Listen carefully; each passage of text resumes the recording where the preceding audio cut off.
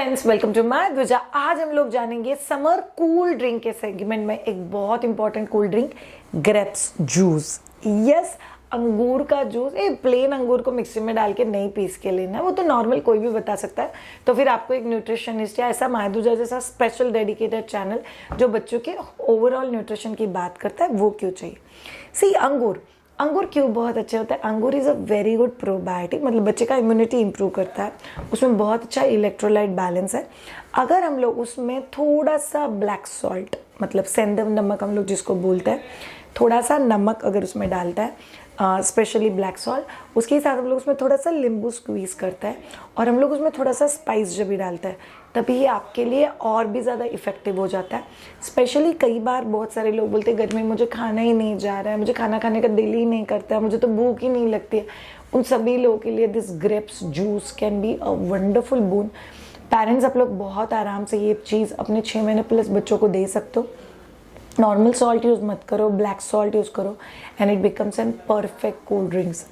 हर recipe के दूसरी तरफ हम लोग बात करते हैं कि एग्जैक्टली श्रेया बच्चों के लिए हम लोग क्या चीज़ें यूज़ कर सकते हैं, स्पेशली जब भी आपका बच्चे को नोजल ब्लीडिंग हो रहा है, मतलब बच्चे के नाक में से खून निकल रहा है। फर्स्ट ऑफ ऑल, क्या बच्चों के नाक से खून निकलना नॉर्मल है? ये एब्सोल्युटली नॉर्मल। हम लोग ऐसे समय क्या कर सकते हैं, क्या करना चाहिए, ये सभी चीज़ों का जवाब जानेंगे रेसिपी के उस तरफ। उसके साथ बाय द वे बहुत सारे पेरेंट्स हम लोग को पूछ रहे थे कि मेरे बच्चे के पेट में बहुत ज़्यादा दर्द हो रहा है, तो हम लोग को क्या करना चाहिए। ओके, माय ध्वजा का एक बहुत क्यूट सा प्रोडक्ट है, माय ध्वजा टमी रोल ऑन।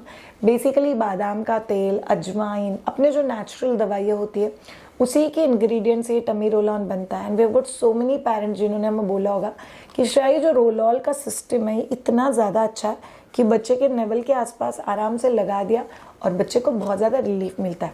सो अगर आप में से कोई भी ऐसा है कि जिसके बच्चे को टमी पेन का तकलीफ हो रहा है, डू ट्राई माय ध्वजा टमी रोल ऑन, बिकॉज ये बहुत कमाल का रिलीफ देता है। मैं खुद मेरे दोनों बच्चों के लिए यूज़ करती हूँ, जहाँ पे मेरे बच्चे प्रॉपरली 13 और 10 साल के। ओके, चलिए देखते हैं अब ये अंगूर का जूस एग्जैक्टली बनाते कैसे। टेस्ट में तो बहुत कमाल का लगता है, चलिए देखते हैं। अंगूर जूस, अंगूर के सीजन में अंगूर को आपको अच्छे से पानी में धो के लेना है, नमक के पानी में एक 15-20 मिनट के लिए सोक करना है और फिर वापस पानी में सोक करके रखना है और फिर ही उनको यूज़ करना है। हमको पिंच ऑफ सॉल्ट चाहिए, आप लोग ब्लैक सॉल्ट यूज़ कर सकते हो, थोड़ा सा ब्लैक पेपर चाहिए, नींबू चाहिए। यस, खट्टा है फिर भी नींबू यूज़ कर रहे हैं, but it's very very helpful. और थोड़ा सा इलायची पाउडर चाहिए। अभी आप मिक्सर का बर्तन ले लो, याद रखो अच्छे से धोए हुए अंगूर होने चाहिए, दैट्स वेरी वेरी इंपॉर्टेंट। थोड़ा सा बर्फ़ डाल दो, अगर बच्चा बहुत छोटा है तो प्लीज़ बर्फ़ मत डालना, मटके का पानी डाल देना।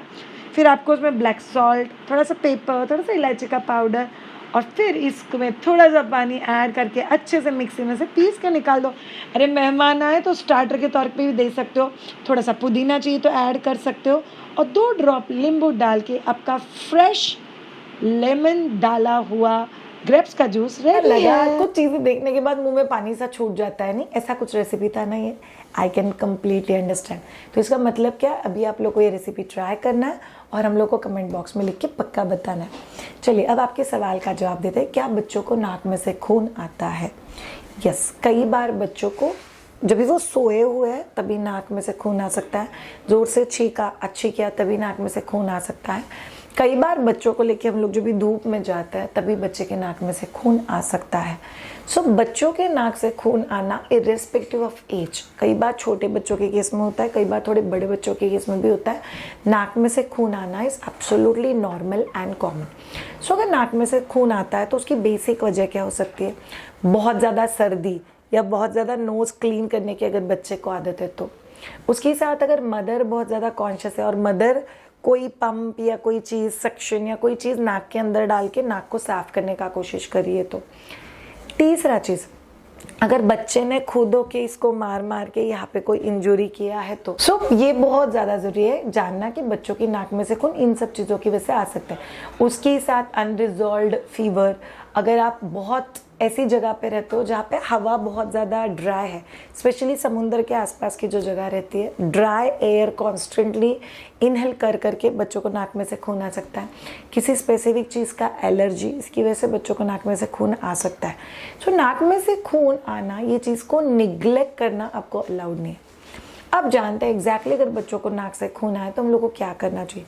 सबसे पहला और इंस्टेंट रेमेडी जो आपको करना है कि बच्चे के सिर के ऊपर थोड़ा सा पानी डालो। दूसरा चीज़, किसी रुमाल में बर्फ़ लेके बच्चे के नाक के ऊपर सेक लो।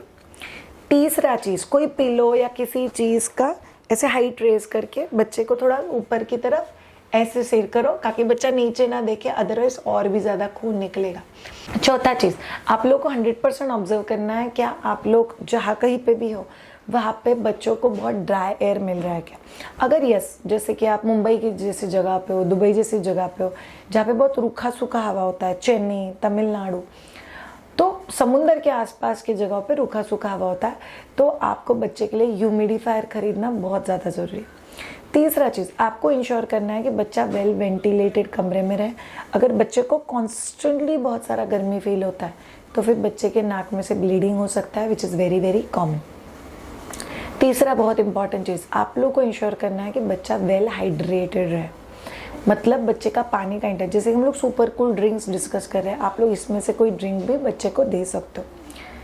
पांचवा और बहुत इंपॉर्टेंट चीज़, आप लोग को इंश्योर करना है कि बच्चे के कपड़े प्योर कॉटन के रहे और लाइट कलर के रहे।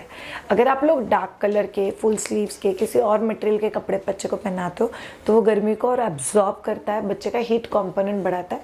जैसे ही बॉडी का हीट कंपोनेंट बढ़ जाएगा वैसे nasal bleeding can start.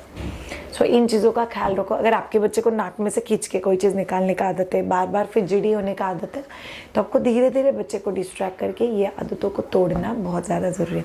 Thank you so much all of you ये पर्टिकुलर वीडियो देखने के लिए। It means a lot. Please मायदुजा देखते रहिए। अगर आप लोगों को किसी भी एरिया में हम लोगों से हेल्प चाहिए, बच्चे का solid food introduction, toddler nutrition, sleep training, stop breastfeeding, we all are always there. Please get in touch with us on www.maiduja.com. Have a great time. Bye.